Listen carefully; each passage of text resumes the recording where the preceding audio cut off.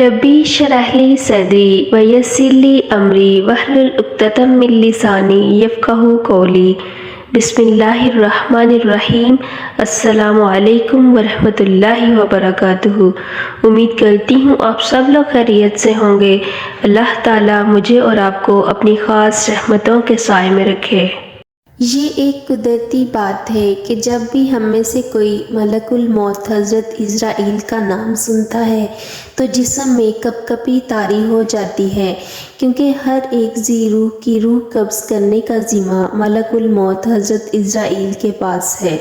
सवाल ये है कि आखिर ये ड्यूटी हज़रत इज़राइल अलैहिस्सलाम को ही क्यों दी गई? तो ये एक बहुत ही दिलचस्प बात है। इस फरिश्ते को ऐसी पावर से नवाजा कि एक ही वक्त में सैकड़ों, हज़ारों बल्कि लाखों रूहें कब्ज़ फरमा लेते हैं। तो क्या हज़रत इज़राइल को हज़रत मूसा ने थप्पड़ मारा था और फिर हज़रत इज़राइल ने क्या कहा? कभी किसी की रूह निकालते वक्त हज़रत इज़राइल को अफसोस हुआ है? तमाम सवाल हमारे जहन में उठते हैं कि आखिर रूह कब्ज़ करने की ड्यूटी हज़रत इज़राइल ही की क्यों अल्लाह ताला ने लगाई? अल्लाह ताला ने हज़रत जिब्राइल अलैहिस्सलाम को हज़रत आदम अलैहिस्सलाम को पैदा करने का जब इरादा किया तो हज़रत जिब्राइल अलैहिस्सलाम को ज़मीन से कुछ मिट्टी लेने के लिए भेजा। जब हज़रत जिब्राइल मिट्टी लेने आए तो ज़मीन से कहा कि इस मिट्टी से जो मखलूक बनेगी वो ज़मीन पर फसाद करेगी और अज़ाब में मुब्तला होगी, लिहाजा ये मिट्टी ना लेकर जाओ। फिर हज़रत इसराफील को भेजा तो भी वो यूं ही वापस आ गए। हज़रत मीकाईल को भेजा तो वो यूं ही वापस आ गए। जब हज़रत इज़राइल को भेजा तो उन्होंने मिट्टी को हुक्म दिया कि ये मेरे खालिक का हुक्म है और जो मेरा खालिक कहेगा मैं वैसा ही करूँगा। फिर उन्होंने ज़मीन के मुख्तलिफ हिस्सों से मिट्टी को इकट्ठा किया और अल्लाह के हजूर पेश किया और फिर अल्लाह सुब्हाना व तआला ने इसहाक़ की रूह कब्ज़ करने का ज़िम्मा भी हज़रत इज़राइल अलैहिस्सलाम को ही दे दिया। हज़रत इज़राइल की शक्ल सूरत कैसी थी? एक दफ़ा हज़रत इब्राहीम अलैहिस्सलाम अपने घर तशरीफ़ फरमा थे तो एक खूबसूरत नौजवान घर में दाखिल हुआ। हज़रत इब्राहीम ने पूछा कि तुझे इस घर में किसने दाखिल होने दिया है? हज़रत इज़राइल ने फरमाया कि घर वाले ने। हज़रत इब्राहीम अलैहिस्सलाम ने कहा कि बेशक साहिब खाना को पूरी इजाज़त है, वैसे तुम हो कौन? हज़रत इब्राहीम अलैहिस्सलाम ने जब उससे पूछा तो उसने कहा मैं मलकुल मौत हूँ, मुझे तुम्हारी चंद निशानियाँ बताई गई। हज़रत इब्राहीम ने उसको कहा लेकिन कोई भी निशानी तुम्हें नज़र नहीं आ रही। तो मलकुल मौत ने पीठ फेर ली। आप अलैहिस्सलाम ने देखा कि उसके सारे जिस्म पर आंखें ही आंखें नज़र आने लगीं। जिस्म का हर बाल नोकदार और तीर की तरह खड़ा हुआ था। हज़रत इब्राहीम अलैहिस्सलाम ने फ़ौरन ताउज़ पढ़ा और फरमाया कि आप फ़ौरन अपनी पिछली हालत में वापस आएँ। और इसी तरह एक दूसरी रवायत में आता है कि जब उसने पीठ फेरी तो वह ऐसी शक्ल में नज़र आया कि जब बदकार लोगों की रूह कब्ज़ करता है। इब्ने मसूद और इब्ने अब्बास रज़ी अल्लाह ताला अन्हा से रवायत है कि हज़रत इब्राहीम अलैहिस्सलाम ने फरमाया मुझे वो शक्ल दिखाएं जब कुफ़ार में नज़र आते हैं। मलकुल मौत ने वो शक्ल दिखाना शुरू की तो क्या देखा कि स्याह शक्ल के ऊपर आग के शोले हैं, उसके जिस्म से तीर और मुंह से आग निकल रही है। ये देखकर आप अलैहिस्सलाम पर उकशी तारी हो गई। फिर आपने कहा मोमिन की मौत किस शक्ल में निकालते हो? तो कहा ज़रा मुंह फेर लीजिए। आप अलैहिस्सलाम ने मुंह फेरा और फिर क्या देखा कि एक हसीन नौजवान सफ़ेद लिबास में खड़ा हुआ है। तो हज़रत इब्राहीम अलैहिस्सलाम ने कहा कि अगर मोमिन आपके दीदार की दौलत नसीब हो जाए तो उसके लिए काफ़ी है। हज़रत इज़राइल की शक्ल मोमिन के लिए और काफिर के लिए मुख्तलिफ होती है।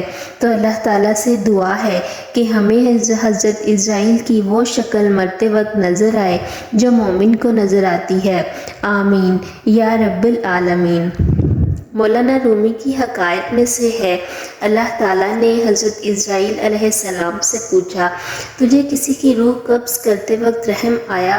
ملک الموت نے کہا، میں ہر ایک کی روح قبض کرتے وقت پریشان ہوتا ہوں، لیکن ایک واقعہ گزرا ہے جس میں سمندر میں بحری جہاز سے ڈوبنے والے بہت سے لوگ جان گنوا بیٹھے، ان میں ایک ماں اور شیر خوار بچہ بھی تھا۔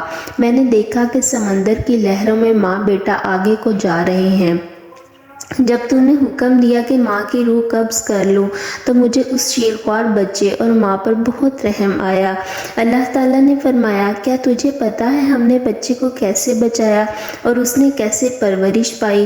ملک الموت نے کہا کہ غیب اور ظاہر کا علم تو تیرے پاس ہے، مالک تو ہے۔ تو اللہ تعالیٰ نے کہا، میں نے سمندر کی لہروں کو حکم دیا کہ اس بچے کو ایک خوبصورت جزیرے پر پہنچا دو۔ انہوں نے وہاں پہنچا دیا، پھر ہم نے درختوں سے اس پر سایہ کیا، پھولوں کی سیج سے اس کا بیڈ تیار کیا اور پھلوں کے رس اس کے منہ میں ڈالے اور شیرنی کے دودھ سے اس کو پالا۔ سورج کو حکم دیا کہ اپنی شعاعوں سے اس کی حفاظت کرو، ہوا کو کہا کہ آہستہ سے اس پر سے گزرے۔ بچہ پرورش پا کر بہادر ہو گیا۔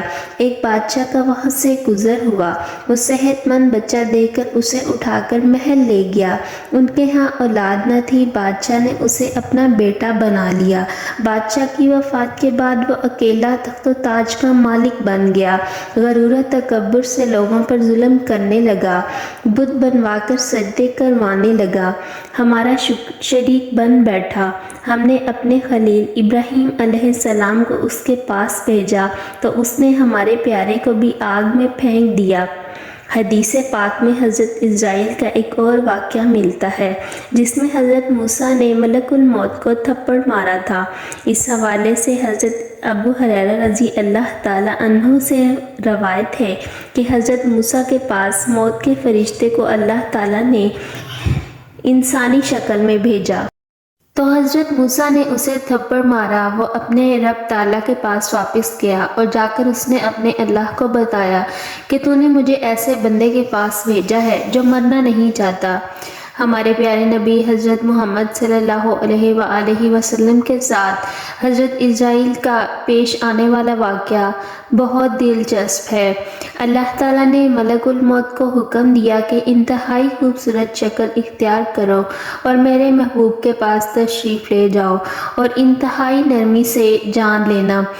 وہ چلے گئے اور دروازے پر کھڑے ہو کر کہا کہ اے نبوت کے گھر والوں، کیا مجھے اندر آنے کی اجازت ہے؟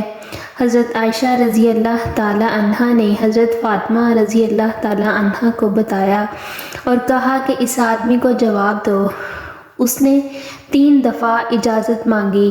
حضرت فاطمہ رضی اللہ تعالیٰ عنہا نے کہا کہ آپ کو ہر قدم پر اجر ملے۔ حضور صلی اللہ علیہ وآلہ وسلم نے آواز سنی تو حضرت فاطمہ رضی اللہ تعالیٰ عنہ کو بتانے لگے کہ یہ لذتوں کو ختم کرنے والا آ گیا ہے، یہ گھروں کو بے آباد کرنے والا اور قبروں کو آباد کرنے والا ہے، عورتوں کو بیوہ اور بچوں کو یتیم کرنے والا آیا ہے۔ اللہ کے نبی صلی اللہ علیہ وآلہ وسلم سے ملک الموت نے کہا کہ اگر آپ کی اجازت ہو تو میں اندر آ جاتا ہوں، ورنہ میں واپس چلا جاؤں گا۔ تو یہ تھی ہمارے پیارے نبی حضرت محمد صلی اللہ علیہ وآلہ وسلم کی شان۔ اللہ تعالیٰ مجھے اور آپ کو خوبصورت شکل میں اسرائیل کا دیدار نصیب کرے اور بہترین موت عطا کرے۔ وَمَا عَلَيْنَا إِلَّا الْبَلَاغُ الْمُبِينُ۔